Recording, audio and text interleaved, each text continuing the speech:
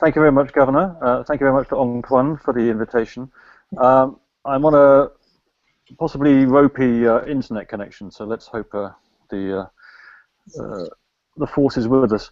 I will attempt to just launch a PowerPoint presentation. I thought it might be played from there, but if you want me to play it from here, then I'll do it from here.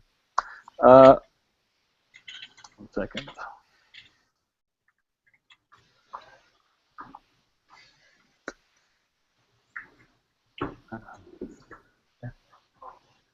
So, yeah, can you see that? Right. If I put that on my let me show the PowerPoint for you on here. Okay, you just speak and then I think it'll be a bit easier. Yeah. Okay. Yep. Okay. So people have spoken about what China has been doing in the South China Sea recently in the last 2 years as a fait accompli. So my question is, what has China accomplished in the last 2 years? And I think the significance of China's island building lies less in what it has done so far than what it might be about to do. I think it's worth remembering that even though China has been dredging and building since September 2013, it hasn't occupied any new territory. 6 of the 7 recently built islands lie on reefs that China settled in 1988, and the 7th, Mischief Reef, was occupied in 1994. So the question is, what will China do next? Do we have the slides up? I'll just check. Hello? Yeah, do we have the slide up. Yeah, do you have the one that says current concerns? Which page are you at now? Current concerns. Current concern. Okay, yes. Yes. So in my view, concern should focus on 3 areas of sea: the Vanguard Bank off the Vietnamese coast, the Reed Bank or Recto Bank off the Philippines coast, and around the Luconia Shoals and the James Shoal off the Malaysian coast. All 3 have significant oil and gas potential. That's not to say that hydrocarbons are the sole reason for China's island building. There are many motivations reflecting China's many security interests and its many internal lobbies. Next slide, please. Back in April, the Chinese Foreign Ministry spokesperson provided a list of these motivations. It was a long list, perhaps to camouflage the most important items: territorial defense, including the assertion of sovereignty for its own sake, and maritime rights, the harvesting of mineral resources and fish around the islands. In contrast to those such as, for example, the Australian analyst Hugh White, who argue that the South China Sea confrontation is all about a clever plan to ensnare the US into very difficult commitments with its allies and partners and then to break those commitments, I concluded that in the Chinese worldview, and I disagree with this, but in the Chinese worldview, the island building is a defensive move. However, I would argue that that worldview is founded upon a strong, though very misplaced, sense of historical entitlement. China may not yet be a great power, but it's already acquiring great power autism. Next slide, please. So ever since Deng Xiaoping ordered the creation of China's first special economic zone in Shenzhen in 1980, national prosperity has depended upon an arc of cities around the country's coast.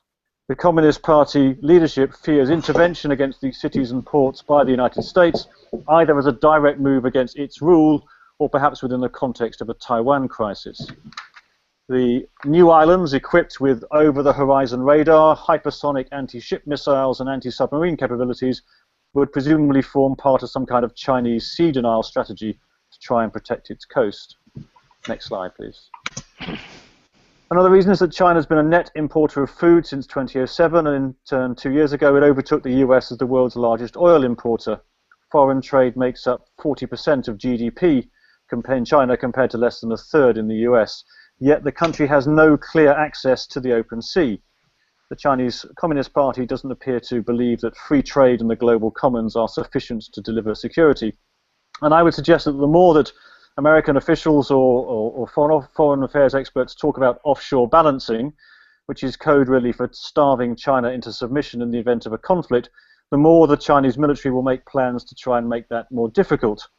By creating runways, bases, and logistics depots on the reefs, China is creating the capacity to project power closer to the Straits of Malacca to protect those trade routes. The Chinese Defense White Paper, published in May, handed the PLA a new strategic task: to safeguard the security of China's overseas interests, especially in the maritime domain.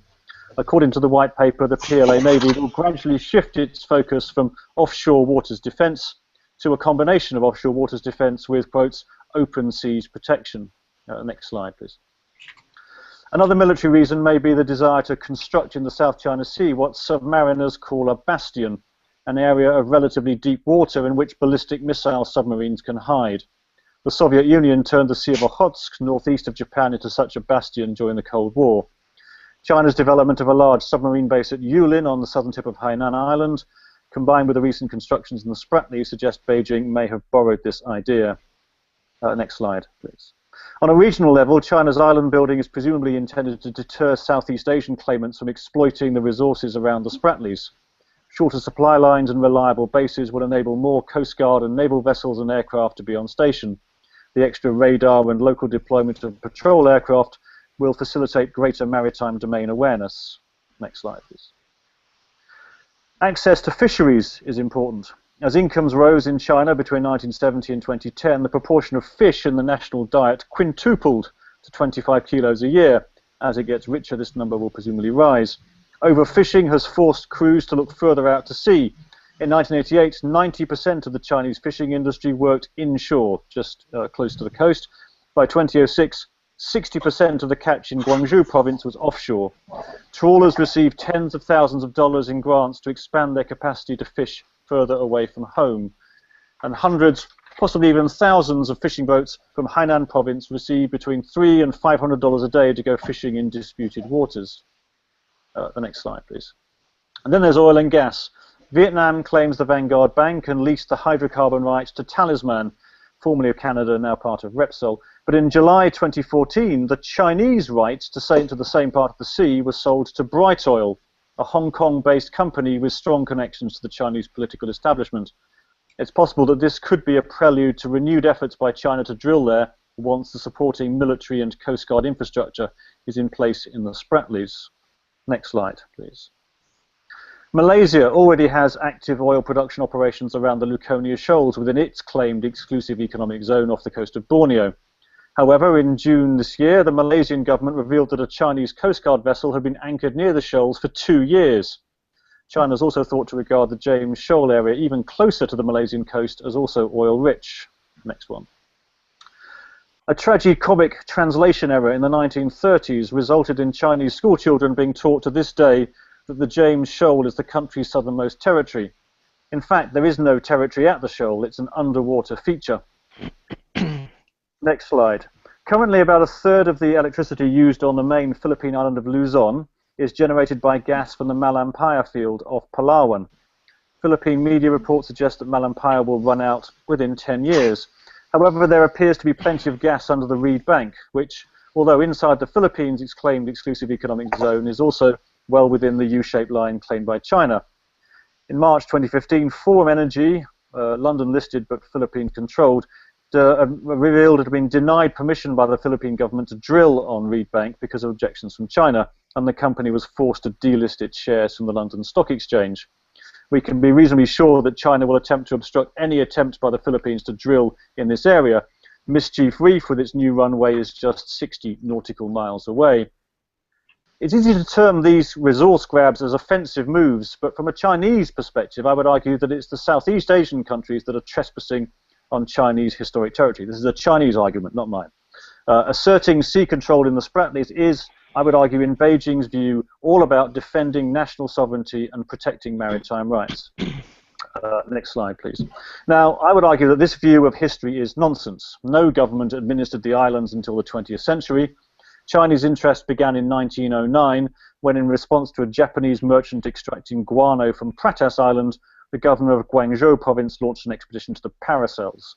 China expressed no interest in the Spratlys until 1935, and no Chinese official ever visited the Spratlys before the 12th of December 1946. Next slide, please. Nonetheless, in the first half of the 20th century, an emerging nationalist consciousness resulting from the sense of national humiliation inflicted by foreign powers created a strong belief in the South China, that the South China Sea was historically Chinese. Can we move on to the next one? National humiliation, please. Its origins lie, this sense that the South China Sea is Chinese, its origins lie in an intellectual car crash, combining misunderstandings about history, namely that the Southeast Asian territories that once sent tribute to the Chinese emperor considered themselves to be part of a Chinese domain, with the introduction of Westphalian-type borders into Asia. It's noticeable that whereas China has settled all its land borders with almost all of its neighbours, India being the exception, it's in dispute on all three of its maritime frontiers. I can go into more on that if you want. Next slide, please. It's vital to grasp the significance of this sense of historical entitlement because it underpins everything that China is doing. I say there's a symbiotic relationship between nationalist voices using resource arguments to justify their historic claim and state agencies using nationalist arguments to justify the resource grab. Next slide, please. China, both the ROC and the PRC, advanced a claim and then a physical presence over the Spratly Islands as their knowledge and capabilities grew in the 20th century. It's been a slow and fitful advance, but it has been consistent. I don't believe it will end until China occupies every land feature in the sea and controls the sea spaces in between. When China talks about negotiating with rival claimants, it's hard to believe it means anything other than ultimately persuading those rivals to abandon their position. Although people remember Deng's shelve disputes pursue joint development dictum, they always forget that the first part of that dictum was sovereignty is ours. Next slide, please. It's not over yet, is the slide. It's not over yet. I think it's game on. China remains a minority shareholder in the Spratlys. Vietnam occupies more than half the features, and so far, China hasn't used force to evict any of the other claimants from their possessions in the Spratlys. People will say, what about Johnson Reef? But Johnson Reef in 1988, forces from China and Vietnam landed simultaneously, more or less, on the same feature and had a fist fight, which eventually turned into a gun battle, killing 64 Vietnamese.